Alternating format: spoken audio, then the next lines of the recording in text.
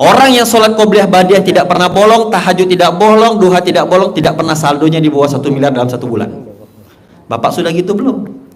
Dipanggil sholat asar jam 15.30, sholatnya jam 5.30. Wajar Pak. Pantas nggak kira-kira kita jadi orang kaya? Nah, kalau mau hajatnya terkabul, 15 menit sebelum azan sudah ada di atas jadah.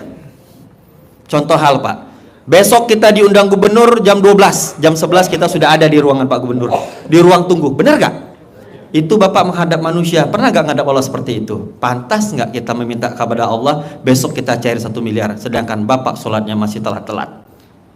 Nah, ini mumpung hari baik, bulan baik Pak, yuk perbaikin hubungan kita dengan Allah, pantaskan diri kita dulu Pak. Sholat qobliyah badiah jangan tinggal, tahajudnya jangan tinggal. Nah, RDI ini momen utamanya bukan jumpa dengan Pak Haji Dwi, momennya itu nanti sholat bareng anak yatim.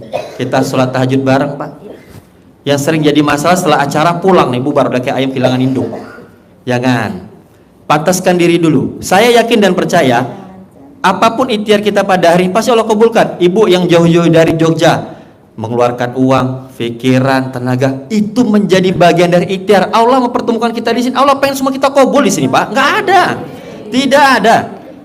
99,9% hajat pasti terkabul, hanya tinggal 0,1% apa itu kau syukurin dulu anugerah tadi, jangan ngedumel. Ini enggak, Bapak punya permasalahan cuma 1 Pak, tapi Bapak melupakan 100 masalah terdahulu. Yang saya tanyakan, 100 permasalahan yang dulu sudah selesai Kak dibikin Allah? Masa iya sih 1 tidak selesai Bu? Makanya terkadang kita sibuk mengejar apa yang belum didapat, tapi lupa mensyukuri apa yang Allah titipkan dengan kita pada hari ini. Kita pulang ke rumah anak sehat, pulang ke rumah suami sehat, istri sehat. Pernah gak mensyukuri itu dulu? Saya rasa tidak. Nah, coba itu dulu Pak. Bapak punya hutang 1 miliar, tanpa disadari dalam badan kita ini ada 20 miliar Pak. Ginjal, jantung, mata. Saya punya sahabat Pak, punya harta, itu kalau dihitung hampir 200 miliar, tapi sudah 7 tahun stroke. Kira-kira nikmat tak Pak? Enggak, karena kenapa? Rezeki yang paling rendah itu harta yang kita sibuk kejar nih. Pergi petang, pulang, pergi pagi, pulang petang, tunggang ketemu anak istri, itu adalah rezeki yang paling rendah. Rezeki yang paling tinggi adalah kesehatan. Berapa banyak orang punya harta ujungnya stroke, hepatitis, diabetes, jantung, ginjal, tidak nikmat Pak. Bukti Allah menurunkan azab itu penyakit yang tidak kunjung sembuh. Karena apa? Ada yang salah dengan harta kita. Bersyukur cuma dikasih hutang. Demi Allah saya bilang besok pagi juga bisa lunas kalau kau yakin dengan kuasaku. Nah, rezeki yang paling tinggi itu diwafatkan dalam keadaan tobat dan husnul khotimah. Itu yang paling utama Pak. Kejar aja surganya, pasti dapat kok. Apa janji Allah dalam surah Al-Araf ayat 96? Barang siapa yang meningkatkan ketakwaan kepadaku, akan kuberikan rezeki dari langit dan bumi. Tugas kita hanya takwa. Allah titip kita nyawa di ruang ini, cuma 2 yang kita kerjakan. Cukup beriman dan berikhtiar. Jangan pernah cari solusi dengan permasalahan Bapak. Kalau ibu punya permasalahan apapun itu, jangan pernah cari solusi. Nanti datang bulan berubah-ubah. Kenapa? Perempuan kalau stres datang bulan bisa berubah, ujungnya kanker serviks. Bapak-bapak kalau terlalu banyak mikir, nanti ujungnya stroke Pak. Penyakit stroke bukan faktor makanan, faktor pikiran. Pak, bisa lihat Pak, sampai hari ini tidak ada hadis tafsir kitab menjelaskan Rasulullah beserta sahabat pernah stroke, hepatitis, diabetes, jantung ginjal. Nggak ada. Kenapa? Mereka terus prasangka baik. Jangan dipaksa otak ini Pak. Apalagi kalau sudah umur 60 tahun ke atas, otak kita ini kan untuk ibadah aja. Bapak fokus ibadah, pantasin diri dulu. Kalau Bapak sudah pantas ibadahnya, silakan nagih sama Allah. Bapak bisa lihat di video saya yang terakhir, kenapa kemarin cari 15 miliar, saya nuntut kepada Allah. Saya ngomong sama Allah, ya Allah ya Rob, Engkau perintahkan aku sholat subuh berjamaah, aku lakukan. Engkau perintahkan aku bersedekah subuh, aku lakukan. Engkau perintahkan aku sholat 5 waktu berjamaah, aku lakukan. Dan Engkau perintahkan aku mencintai anak yatim piatu, aku lakukan sampai detik ini. Tolong ya Allah, di sholat isya ini ku tagih janjimu, karena Kau berjanji kepada setiap umatmu, setiap doa pasti Kau ijabah. Tolong ya Allah, bila tidak Kau kabulkan pada hari ini, berikan aku petunjuk bagaimana cara aku memohon dan berikhtiar agar besok pagi Kau jawab doa-doaku. Berani gak kayak gitu? Kalau Bapak belum berani, berarti amalannya masih kurang. Makanya pantesin diri. Mulai detik ini Pak, 15 menit sebelum azan sudah ada di masjid. Apalagi sholat qobliyah subuh, jangan sampai tinggal. Pak, kalau ada pilihan, disuruh pilih dunia dan memilih istighfar. Di sini ada nggak yang sehari istighfarnya sudah 10.000 lebih? Ada nggak? 10.000. Apa yang dirasakan Bu? Nikmat kan? Nah, barang siapa yang istighfarnya 10.000 sehari, jauh dari penyakit stroke, jauh dari kanker. Kenapa? Gak percaya silakan. Di saat kita emosi, marah, coba istighfar. Kayaknya lega Pak. Rasulullah itu Bu, di sorga istighfarnya minimal 700 kali. Para penghuni sorga itu istighfarnya sehari minimal 700. Kita yang belum jelas sorganya, hisabnya kemana-mana, istighfarnya cuma 200 sehari. Wajar hajatnya lemot. Karena istighfar itu menggugurkan dosa-dosa. Nah, kemarin saya baru testimoni teman saya itu. Nah, ini Pak yang kejadian unik nih. Kemarin saya juga cerita, saya ulang di sini. Sahabat saya tuh mainnya jual beli tanah. Kemarin di Kalimantan. Ternyata habislah uang yang dia keluarkan, terhutang sampai 200 miliar Pak. Itu makan tak enak, tidur tak nyenyak Bu. Bayangin 200 miliar Pak.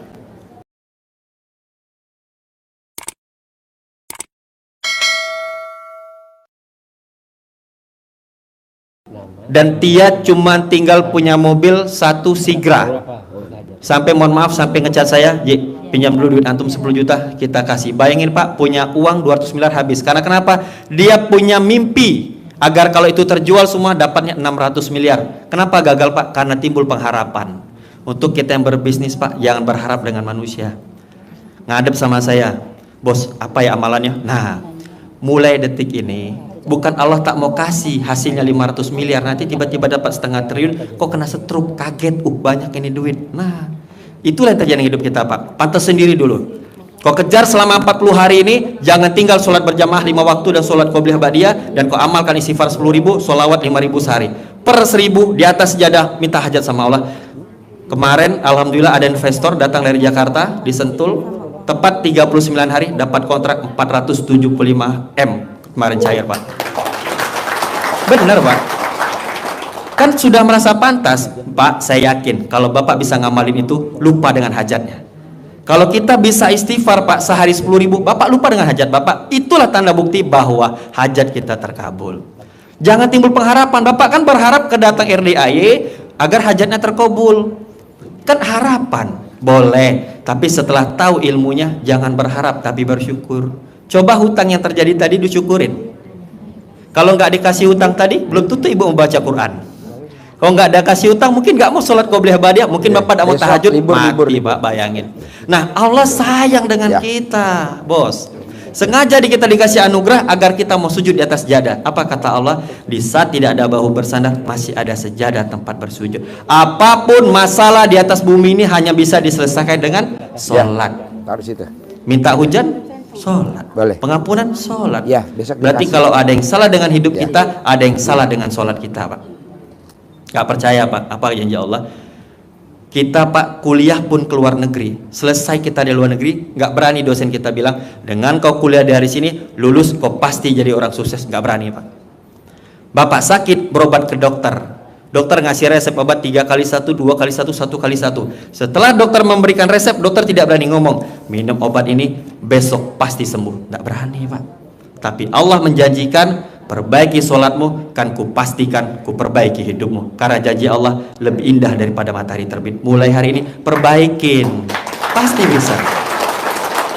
Terus sebelum sholat, lihat dulu proses sholat tadi, wudhunya benerin. Ini enggak, wudhu sambil ngobrol. Cemana kemarin proyek kemarin bos? Habis itu lupa, udah belum tadi wudhu tangan. Nah, sering kejadian. Masih mau ML Bu? Saya jadi terfokus ke ibu jadi. Saya gara-gara ibu termotivasi, jadi aku cat istriku, tuh lihat tuh ibu tuh sehari 3 kali, besok 6 kali, aku bilang gitu. Udah aku udah pulang-pulang katanya digituin. Nanti istriku pusing, nih suamiku pulang-pulang dari RDA kena gas terus, aku bilang gitu, biar rezeki lancar. Kan cairnya 15 miliar nih. Besok kalau ku gas 6 kali sehari kayaknya cair 60 miliar nih. Besok KO dia Bu. Kan ada testimoni saya bilang. Udah yang bahas itu lagi Pak aja suka bikin stres tadi. Jadi Bapak dan Ibu, perbaiki dulu sholatnya, wudhunya. Saya tuh kalau wudhu Pak, pas saya basuh tangan, ya Allah, jangan sampai tangan ini memakan hak orang lain. Ringankan tangan itu terus memberi. Nah kaki pas dicuci, ya Allah, langkahkan kaki terus ke tempat ibadah. Nah satu lagi, yang sering sholat bawa handphone, mulai detik ini tolong yang namanya stiker-stiker porno dihapuslah. Itu salah satu penyebab, mohon maaf, hajatnya lemot. Bayangin bapak sholat ngadap Allah, handphonenya taruh di atas sajadah, itu isi handphone ujaran kebencian, stiker porno, foto mantan nggak pakai baju, ngaku aja ada tuh bu, banyak tuh. Kadang apa di Facebook itu kan, disimpan dalam handphone, buang itu semua pak. Usahakan fasilitas yang Allah berikan kepada kita pada hari ini untuk ibadah, mobil dibawa ke masjid, handphone untuk baca Quran. Ini enggak, bayangin pak, bapak ngadap Allah tapi dalam keadaan maksiat. Mohon maaf pak, itu bahaya. Maka dari itu jangan lihat sholat, adab-adab sholat dulu. 15 menit sudah dapat di atas sajadah, istighfar, astagfirullahaladzim. Nah, kemarin ada testimoni luar biasa pak. Baru 3 hari mengamalkan, jumpa sama saya di sini. Ustadz, ini saya duit tinggal 100.000 nih. Di dompet pak, saya harus pulang ke Malang, dia pakai mobil R3. Kalau nggak sama istri sama anaknya, paling anak umur 7 tahun. Mana ya Ustadz ya? Kemarin pesan Ustadz, di saat kita susah jangan berharap kepada manusia. Kenapa? Allah sangat gak suka. Nah, ini saya kasih tahu. Di saat kita butuh pertolongan, tiba-tiba terlintas ingin memohon dengan manusia, jangan lakukan itu. Kenapa? Di titik itu Allah kasih azab kepada kita, yaitu kekecewaan yang mendalam. Kenapa? Allah gak suka. Sengaja itu pak. Jangan walaupun terlintas, ini pasti dibantu, jangan lakukan. Sudah ada pengalaman. Langsung ngadap, ya Allah ya Rob, tak mungkin kau bikin aku miskin, kan aku terakhir dari hamba yang maha kaya. Tak mungkin kau sia-siakan hidupku, rezekiku telah pasti, Allah hamba telah berikhtiar. Dan hamba yakin akan ada rezeki yang indah ke depan sana. Saya suruh dia doa, yakin aja. Bayangin pak, dia kaca saya berdiri, saya itu. Punya uang 100.000, berarti di rest area. Ustaz, alhamdulillah transfer 4 juta. Masya Allah pak. Sampai di rumah, alhamdulillah Pak Ustaz bisa ngisi etol. Ngisi etol, dari sini ke Malang kan lumayan jaraknya pak. Nekat aja pak, di dompetnya benar tinggal 100.000, saldo rekeningnya nggak ada, saldo rekeningnya 119.000. Dikasih lihat ke saya, udah jangan khawatir. Orang kaya itu kita pun belajar di orang kaya pak, jangan mengkhawatirkan uang yang keluar dan orang yang masuk. Kenapa Pak Haji hari asetnya ratusan miliar? Karena beliau tidak memikirkan uang masuk, uang keluar. Kalau nggak percaya pak, kita hitung aja, semua yang ada di ruangan ini, sedekah pun ke bawah sana tidak cukup untuk operasional kita sehari di sini. Gak cukup, tapi karena Pak Haji Dwi pakai konsep langit pak, udah ada aja ngasih sana yang sini. Bener, yang privat pun mohon maaf, setor sampai ke Pak Haji sekian kan untuk kawan-kawan. Sampai di sana hotel juga Pak Haji bayarin, nggak ada kan? Sahur juga dikasih, buka juga dikasih. Kenapa? Beliau tulus memberi dan ikhlas. Maka dari itu, kalau ingin doanya dikabulkan oleh Allah Subhanahu Wa Taala, ingat dengan guru, doakan beliau agar terus sehat. Itu aja, jangan doain beliau rezekinya lancar, sia-sia. Tuh di mobil Alphard yang gue lihat tuh, belum bisa setor sama dia. Bener, kenapa? Beliau tidak merasa memiliki lagi dunia ibu. Demi Allah saya katakan, kalau saya pribadi saya pernah minta hajat lagi, saya bilang Pak sehat lah, pasti kabul kok. Kenapa? Antum doain hajat aneh kayak gitu, biar beliau doain kita pak, biar beliau doain kita cukup terus mendoakan beliau. Demi Allah saya bilang, di saat berdoa kita ingat guru kita doakan beliau, demi Allah pasti kabul, pasti. Terus nanti kalau sudah kabul jangan hilang. Ya, ini sering kejadian. Apa nih? Agak beda. Oh, ini harganya agak mahal nih. Tabu.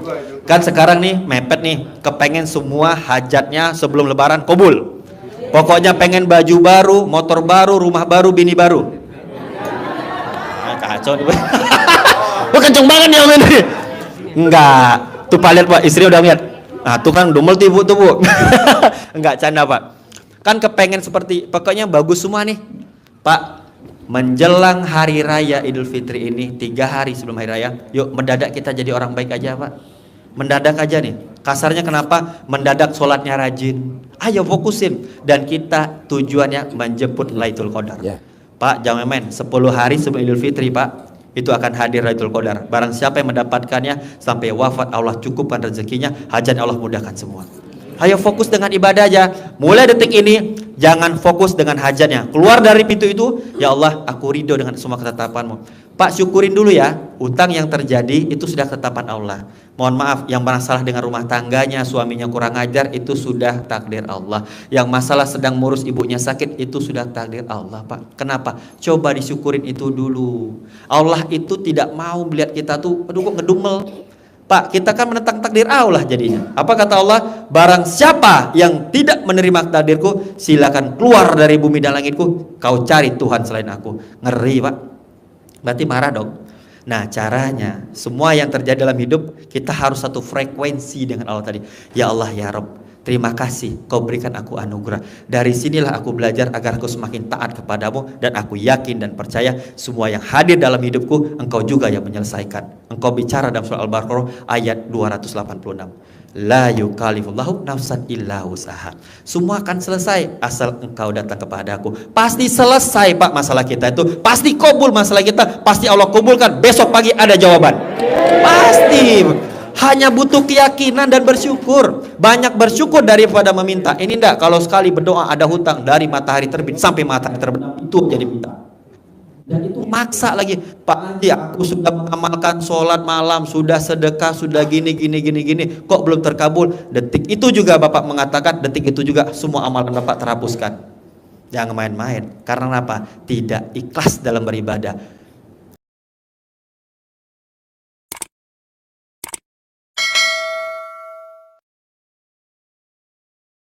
Datang ke sini hanya ingin hajat yang terkabul, tapi lupa bukan itu tujuan utama. Kenapa RDIY ini dibangun? Pak Haji ingin kita diwafatkan dalam keadaan yang terbaik, Pak. Kalau kita kejar akhirat, ngikut semua dunia ini. Pak Haji bilang, ayo ngaji 12 juz. Kalau nggak ada hutang, mungkin Bapak tak mau ngaji hari ini. Ayo sholat tahajud. Mungkin kalau nggak dibikin istri Bapak melawan, Bapak tak mau tahajud hari ini. Ayo semuanya datang sholat qobliyah badiah. Kalau nggak dikasih itu, mungkin istri Bapak hari ini tidak melawan. Maka dari itu banyak cara. Allah ingin kita berubah, dan percayalah, Allah yakin dan percaya dengan ibu dan bapak semua itu akan terlewatkan. Jadi apa alasan kita nyerah sampai hari ini?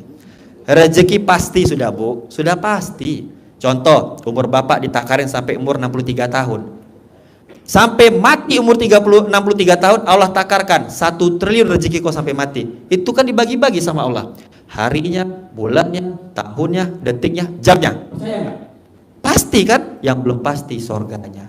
Nah sekarang kan Bapak kepengen yang Allah takarin itu dicepet nih, dipaksain cepet agar kabul semua. Yang harusnya 10 tahun jadi 1 tahun. Nah Bapak siap gak? Yang 10 tahun itu dengan amalannya, dengan ujiannya, dengan ini itunya, pantas kira-kira? Ibaratkan Bapak saya titipin mobil Avanza sama Alphard, perawatannya beda nggak? Nah Bapak mintanya Alphard tapi Bapak belum pantas, akhirnya larinya ke maksiat. Allah bukan tak mau memberikan kita mobil mewah, dikasih motor butut aja kok nggak ke masjid. Ini enggak, malah kadang ngomong, Pak Haji nanti kalau aku sudah punya Alphard aku datang ke masjid. Nggak bisa gitu bos, Allah ingin lihat pembuktian dulu. Belum tentu kok dikasih Alphard besok bawa ke masjid, belum tentu Pak. Tujukan dulu kepada Allah, pantas nggak kita meminta? Kira-kira, tujukan dulu Pak.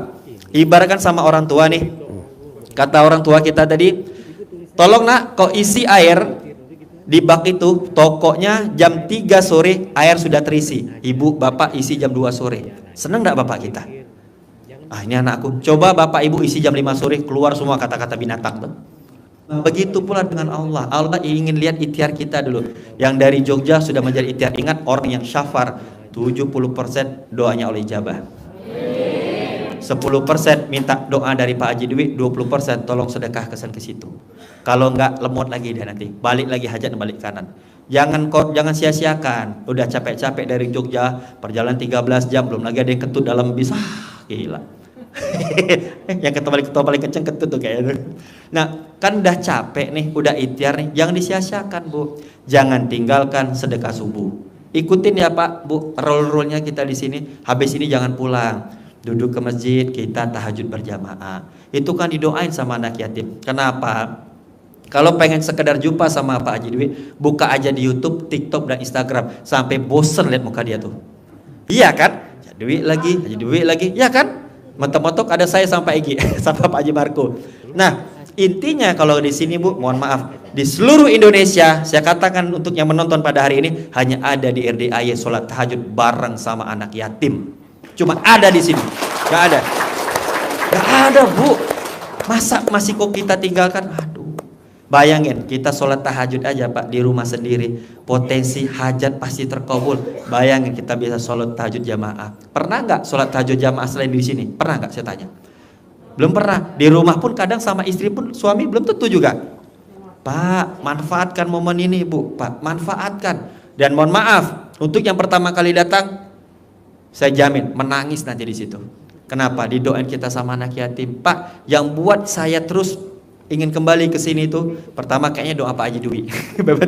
Yang kedua, saya rindu Pak dengan anak yatim itu. Kalau sama Pak Haji Dwi-nya gampang, bisa WA, bisa video call, bisa live video, bisa Pak. Tapi jumpa dengan anak yatim, demi Allah saya katakan, bulan Ramadan tahun depan belum tentu bisa kita jumpa di sini. Benar nggak?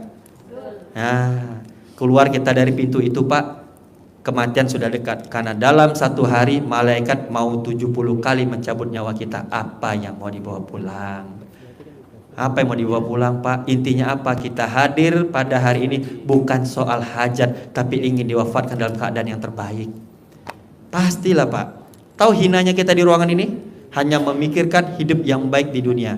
Ingin kendaraan yang terbaik, pengen rumah yang terbaik, pengen pasangan yang terbaik, tapi lalai bagaimana cara mati yang baik.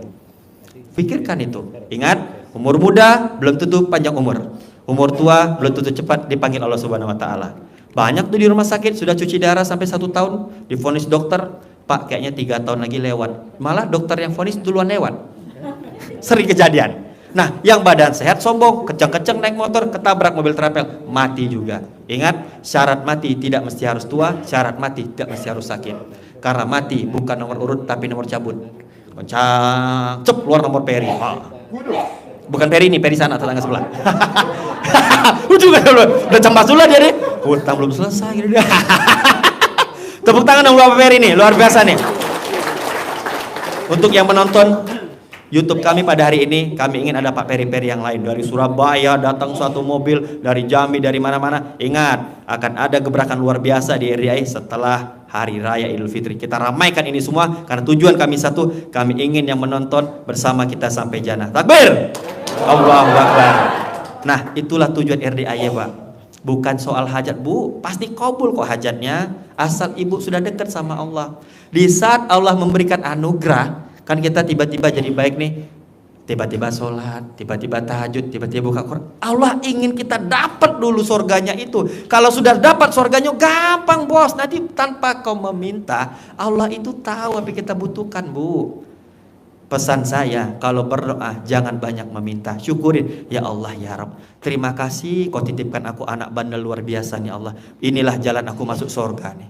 Ini petanda hajatku terkabulkan. Engkau yang maha membolak-balikan perasaan manusia. Tolong ya Allah, jadikan anakku yang soleh dan soleha. Karena itu telah menjadi takdirmu. Aku pasrahkan semua kepadamu.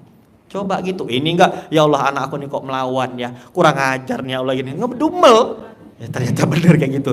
Begitu pula Bapak. Ya Allah istriku nih kok aku datang pulang-pulang ke rumah kok marah ya gini. Jangan Pak, syukurin. Kayak itu bapak-bapak yang tersiksa dengan istrinya, bersyukurlah Bapak masuk surga. Karena di dunia udah disiksa duluan. Oh ketawa kenceng beneran nih kayaknya nih. Ya gak bercanda. Maka deh syukurin dulu Pak.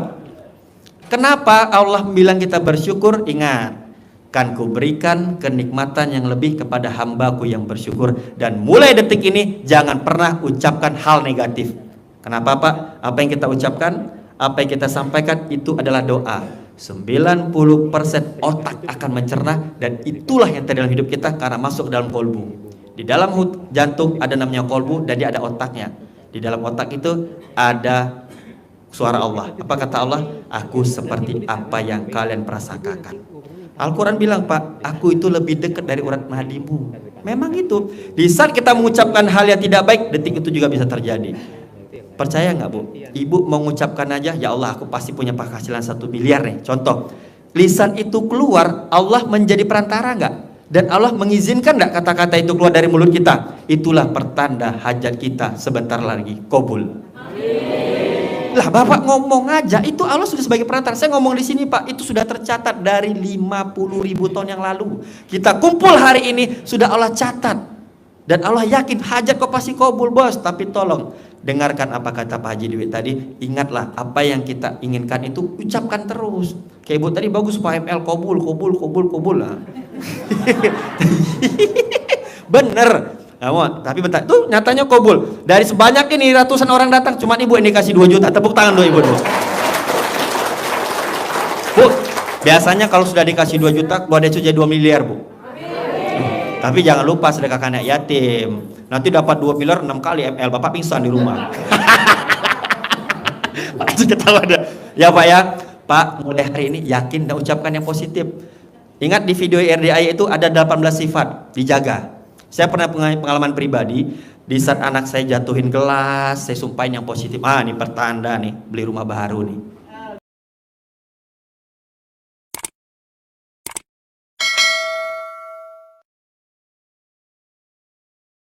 Iya, jangan tidak ngedobel. Wah, semua kalau depan. Oh. Itu Bu, malaikat mau datang, mau keluar lagi dia. Jangan, Pak, yang jadi masalah anak Bapak berbuat yang nggak baik, Bapak pukul, Bapak bentak-bentak. Waduh, hati-hati Pak. Detik itu juga dihapuskan semua amalan kita. Kenapa? Itu anak kecil belum dihisap ya Bu. Kita ini sudah dihisap Pak. Masa kita yang sudah pasti dihisap kita marahin belum dihisap? Kurang ajar dah kita nih. Detik itu juga malaikat gak masuk rumah kita. Itulah salah satu hajat tidak terkabul karena rumah tangga kita tidak kita jaga dengan benar-benar. Ucapan yang baik-baik di rumah. Kalau misalnya ada yang nggak baik, ucapkan yang positif. Disumpahin Pak, sumpahin yang baik-baik. Misalnya gelas jatuh, terus kalau mimpi buruk jangan pernah. Ini kan kadang, Pak Haji, aku mimpi giginya jatuh yang atas. Itu pertanda akan turun rezeki dari langit. Ini enggak, kayaknya ada yang meninggal nih. Ya hati-hati bos. Kau jadi dukun kedua nanti. Iya, kalau ku ceritakan apa arti mimpi yang ngeri, sudah sumpahin aja yang positif. Mobil ditabrak orang, wah ini pertanda nih, kabul nih, mobil baru nih. Kayak gitu. Kalau anak sakit, wah ini pertanda hajat kabul dan besok pasti sembuh. Jangan difikirin Pak. Allah itu sengaja bikin kita kayak gitu, tapi kita bikin malaikat itu bingung. Ini orang kok dikasih ujian kok malah dia senang. Senyum Pak. Pak jangan banyak sedih ya. Ini enggak, kalau ada hajat nangis kok. Ya Allah kok belum kabul ya Allah. Aku udah jangan Pak, kalau Bapak kayak gitu demi Allah saya bilang enggak bakal kabul, enggak ikhlas. Mulai hari ini syukuri dulu. Yang terjadi tadi sudah rencana Allah. Dan kalau tidak itu terjadi, Bapak tidak bakal masuk ke sini. Mungkin kalau tidak terjadi, Bapak nggak sholat 5 waktu. Pak bersyukurlah Allah tegur itu agar Bapak mau datang ke masjid. Kemarin ada yang datang sama saya Pak, dikasih Pak Haji centong, uang bibit sama privat gratis dari Madura kemarin. Dia cerita, Pak Haji, aku kenal Pak Haji, terus tidak sengaja nonton videonya Pak Ustadz Pak Nezar. Aku suruh sholat, aku belum pernah sholat tarawih berturut-turut, baru nonton video inilah. Aku belum pernah datang ke masjid, baru sekali inilah. Selama ini aku mau marah aja sama istri aku, hari ini aku tidak mau marah lagi. Ya Allah Pak, dia privat gratis kemarin sama Pak Haji Pak ya. Privat gratis, dikasih centong gratis, dikasih duit lagi sama Pak Haji, Masya Allah. Dikasih uang bibit sama dikasih uang 1,5 juta. Tuh, tepuk tangan dulu. Total 2,5 juta.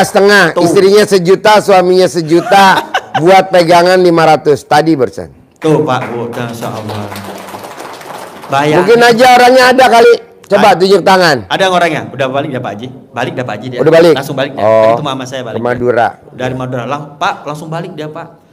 Bayangin Pak, ini orang belum pernah dia dapat sholat tarawih nggak putus-putus. Sholat tarawih terus dia Pak.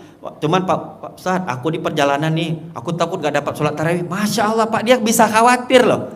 Gak dapat sholat tarawih dia bisa khawatir. Ini Bapak yang kemana? Yang sholat isya masih ketinggalan, maghrib bolong-bolong, zuhurnya ketinggalan. Nah, alhamdulillah. Dia sekarang Pak jadi takut meninggalkan sholat tarawih.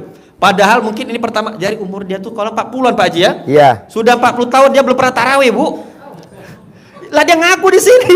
Ngaku dia Pak, saya tidak pernah kali Bu. Astagfirullahaladzim. Tidak pernah bayangin Pak, Allah masih kasih hidayah ke dia. Bayangin Bu. Dan dia nggak pernah mimpi dapat centong. Sekarang di RDI ini centong udah kayak emas. Taruh aja kok di depan tuh hilang. Dan harga centong saya lihat di Shopee ada yang sampai 100 juta rupiah. Tepuk tangan dong. Gara-gara Pak Haji Dwi. Kemarin iseng sama si Eregi, Pak Kaila tuh Pak, mak 110 juta udah kayak satu Avanza aku bilang. Jadi bersyukurlah punya centong hari ini.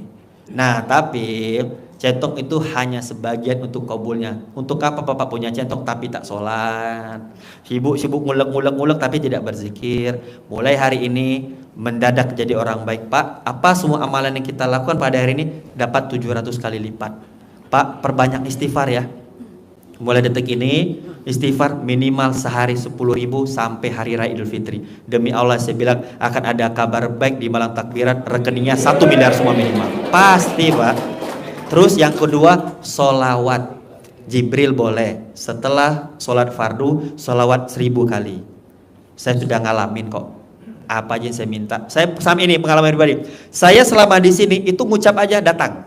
Kemarin tuh Saya makan sama Pak Nur ini makan daging terus Pak Nur. Lama kita nggak makan buah. Kemarin dari Banjarnegara, ntar Bu. Kemarin ya, dari Banjarnegara kemarin juga nonton, ngantar saya duku, ngantar saya salak dan ngantarin saya oleh-oleh dari Dieng yang pepaya itu. Padahal saya cuma ngucap aja tuh. Nah kemarin tadi juga tuh lagi sholat, wih lama nggak makan durian, bawa durian kawan nih. Hati-hati Pak, di sini ucapin yang positif-positif karena banyak malaikat di sini Pak, dan ini bulan baik. Ucapkan yang terus, udah pasti kabul kok. Dilawan Pak ya, Bu, dilawan. Jadi masalah tuh jangan dipikirin. Kapan selesai masalah? Aduh jangan, udah kabul lah. Yang penting udah bisa sholat dulu. Ya Allah, aku datang ke sini hanya mohon ridhomu. Karena kenapa? Hajatku juga pasti kau selesaikan. Besok pasti ada kabar baik. Demi Allah ya Rabb, aku hadir pada hari ini hanya memohon ridhomu ya Allah. Hajatku pasti yang kau beri lebih daripada yang kau pinta. Ayo, ngomong sama Allah. Kalau doa Pak, jangan banyak minta. Ngomong gini, ya Allah ya Rabb, Engkau maha mengetahui apa yang kubutuhkan dan apa yang kuinginkan. Kenapa? Engkau yang menciptakan aku ya Rabb. Maafkan aku terkadang kurang tobat atas dosa yang kau perbuat, dan aku kurang bersyukur atas nikmat yang kau berikan. Hamba yakin ya Allah, karena hanya kepada Engkau aku meminta, hanya kepada Engkau aku memohon, dan hanya kepada Engkaulah aku memanjatkan doa. Bila tidak kepada Engkau ya Rabb, kepada siapa aku harus memohon? Karena aku bertahan hidup sampai hari ini hanya memohon ridhomu, dan Engkaulah alasan aku hidup pada hari ini. Tolong ya Rabb, bila besok pagi hajatku belum terkabulkan, beri aku petunjuk bagaimana caraku memohon dan berikhtiar agar detik itu juga kau kabulkan seluruh hajat-hajatku. Kayak gitu bos, ngomong kayak gitu sama Allah. Kenapa ya Allah? Mengubah malam menjadi siang begitu mudah bagimu, apalagi hanya mengubah makhluk hidup yang hina penuh dosa seperti aku ya Allah. Detik ini aku melihat lagi tidak bertiang, dan aku yakin Engkau berhak mengangkat derajatku, memudahkan urusanku, dan Kau berikan aku 10 miliar setiap bulan. Demi Allah akan itu terjadi ya Allah. Kayak gitu. Dengan itu Bapak gak mikirin hajat, cuman fokus bagaimana Allah berikan. Pak, berdoa hajat cukup fokus satu, apa? Kan kadang kita karena ada hutang itu, ya Allah pengen hutangku selesai, gak usah. Hutang tadi kali 3, contoh hutang ibu 4 miliar, minta sama Mama 12 miliar. Minta kayak gitu, kali 3 Pak. Pengalaman saya kayak gitu, saya kemarin ada hajat 6 miliar, kata Pak Haji, saya kali 3, tembusnya bisa 18 miliar. Kali 3, Pak. Kayak tadi Pak Haji bilang, ibu yang jualan apa tadi minta 10 juta, walaupun sebenarnya kalau logika manusia mustahil. Tapi apa kata Allah? Tidak ada yang mustahil bagiku kalau aku berkehendak. Makanya banyak baca doa Nabi Yunus, la ilaha illa anta subhanaka inni kuntu minaz zalimin. Tidak ada yang mustahil Pak. Kalau Allah telah berkehendak, takkan ada kekuatan manusia bisa menghalanginya. Mulai hari ini yakin, ucapkan yang baik, insya Allah hasil pun akan baik. Demi Allah saya mengatakan, dengan kita yakin pada hari ini, keluar kita dari pintu itu dan memohon hijab doa dari yatim piatu, sedekah subuh besok pagi besok sebelum sholat duha, sudah ada kabar baik untuk kita semua. Yakin pasti Pak, pasti kabul, pasti kabul Pak. Ini saya lihat muka-mukanya udah pasti muka-muka orang kaya nih, pasti nih Pak, asal yakin. Ikhlas Bu ya, mulai hari ini ikhlas bahwa semua yang terjadi sudah ketetapan Allah. Kalau dapat bersyukur, kita dapat pahala. Kalau tidak dapat bersabar, karena pahala bersabar lebih besar dari pahala bersyukur. Nikmatin prosesnya, karena Allah ingin kita dapat yang terbaik. Kalau kita minta hari ini tidak Allah kabulkan, bersyukurlah. Sebelum saya tutup, ada 3 cara Allah mengabulkan doa.